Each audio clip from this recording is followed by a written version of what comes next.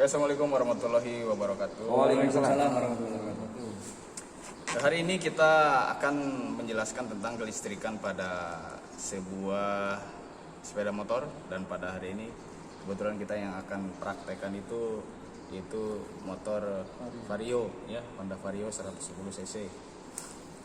Nah, untuk alat-alat yang digunakan dalam kelistrikan itu ada 4, ya. Yang pertama spool, sebagai fungsinya adalah sebagai sumber kelistrikan. Kemudian setelah spool lanjut ke kiprok. Kiprok ini adalah fungsinya sebagai regulator atau gerbang untuk membagi-bagi arus listrik yang akan dipakai. Kemudian dari kiprok langsung ke CDI. Ya, kita pakai CDI Yamaha Sporty tahun berapa? 2000. Ya, tahun lama lah. 2009 2010 ya.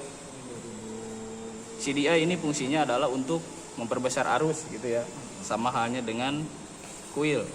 Nanti dari CDI lanjut ke kuil dan selanjutnya masuk ke busi untuk selanjutnya digunakan untuk pembakaran di dalam ruang silinder. Tuh. Nah, untuk yang pertama kita akan bahas kabel yang ada pada spool.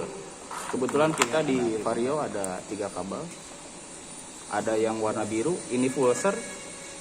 Pulser ini gunanya untuk mengatur detak listrik, ya, yang nantinya akan disalurkan ke busi. Terus yang kedua, di sini ada yang menyatu, ada yang putih, dan ada yang kuning.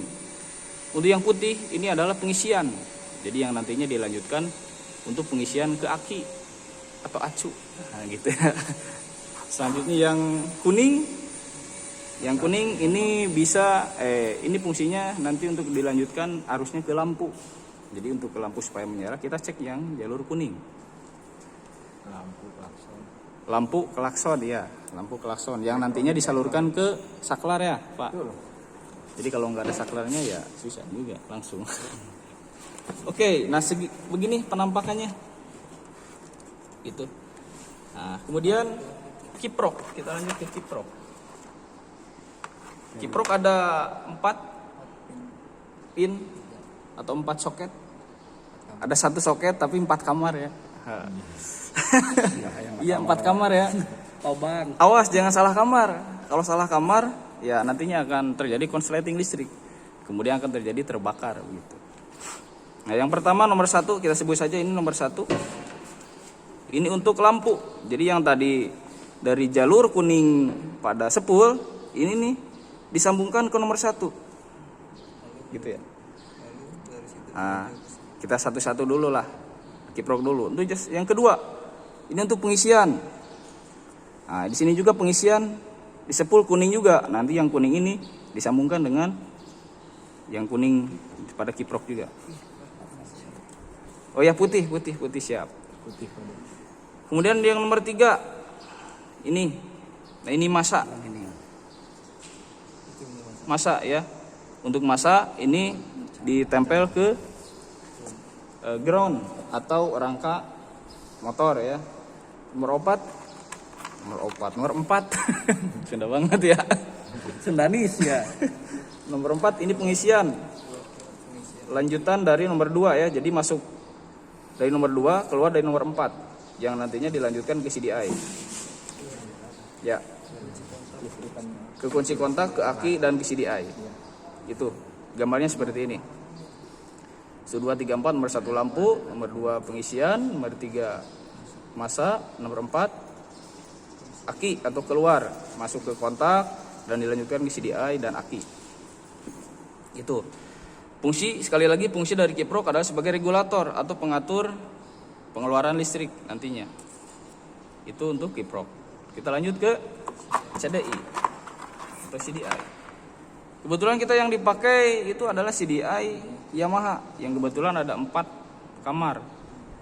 6 kamar, sorry. 6 kamar, tapi yang satu yang nomor 6 ini kosong. Yang dipakai kita hanya 5 saja. Yang nomor 1 yang warna orange ini untuk ke coil. Jadi nantinya disalurkan langsung ke coil. Nomor 2 masa ke ground biasa ya. Nomor 3 aki 12 volt. Itu lanjutan dari kiprok yang tadi. Dari yang kiprok nomor 4 dilanjut ke CDI nomor 3 yang warna merah. Kemudian nomor 4 ada masa pulsar. Nah, ini ke ground, disambungnya ke ground atau ke badan pesawat pesawat. Ke badan motor ya. Dikarenakan kabel pulsarnya cuma satu, hanya ada tegangan saja, nggak ada masanya. Jadi si masa pulsar yang ada pada CDI ini disambungkan ke ground. Tetapi jika pada pulsar atau jika pada pulsarnya ada dua kabel, yang satu masa pulsar dan satunya tegangan pulsar. Nah, yang ini disambungkan ke masa pulsar yang ada pada sepul. Jelas sih ya? Bisa nggak kalau nggak pakai Oke. air? Yang kelima ini atau ini, nah ini pulsar ya, pulsarnya. Jadi yang hijau ini langsung disambung ke yang putih pada CDI. Jelas ya sampai sini ya? Oke. Selanjutnya coil. Coil fungsinya hampir sama dengan CDI, yaitu untuk memperkuat arus listrik yang nantinya akan disambungkan ke busi untuk fungsi pembakaran pada ruang silinder. Hanya ada dua di sini. Ada masa yang warna hitam, masa yang warna hijau. Yang kedua yang warna hitam ini adalah 12 volt. Masukan dari CDI. Arus listrik yang masuk ke CDI 12 volt untuk dilanjutkan ke busi. Kemudian yang hijaunya ini adalah masa yang disambungkan ke ground. Jadi intinya untuk masa apapun itu dimanapun di alat apapun itu disambungkan ke ground gitu. Nah sekarang kita coba akan merangkainya. Oke.